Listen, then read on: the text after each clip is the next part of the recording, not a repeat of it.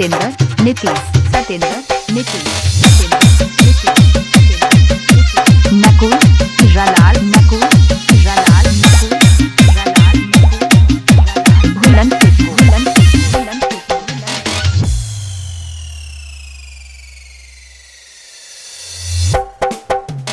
सबका पढ़ाई लिखाई जो है स्टूडेंट्स सब खाली छोड़ी बटाता है नहीं है कि नहीं है? जितना स्टूडेंट है वो बताइए, कोई पढ़ता है? सब लोग खाली छोड़ी बटाता है।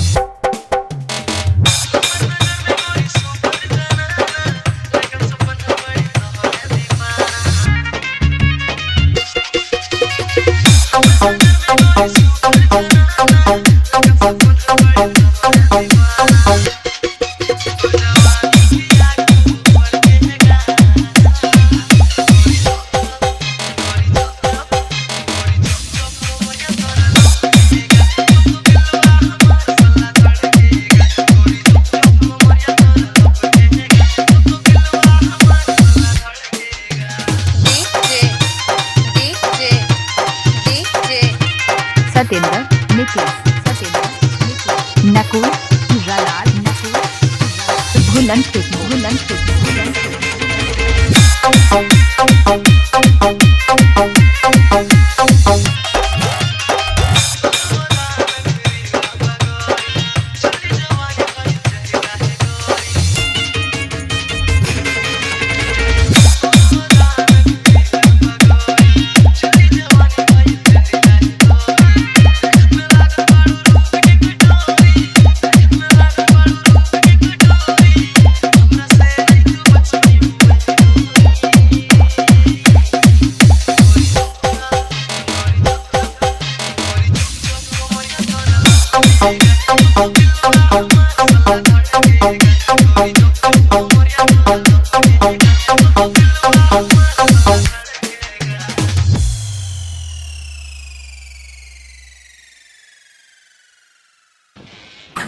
ला भोसड़ी के बेटे बेटा मौज कर दी, मौज कर दी वाह बेटे वाह। अरे वाह शेर तुम तो बड़े हैवी ड्राइवर हो भाई।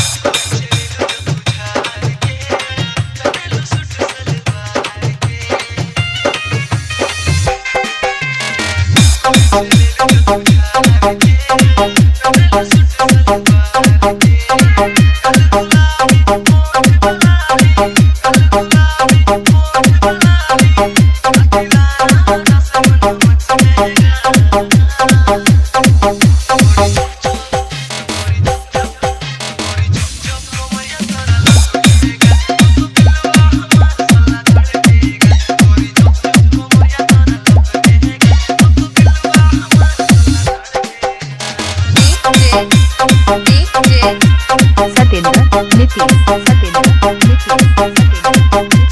नकुल रलाल भूलन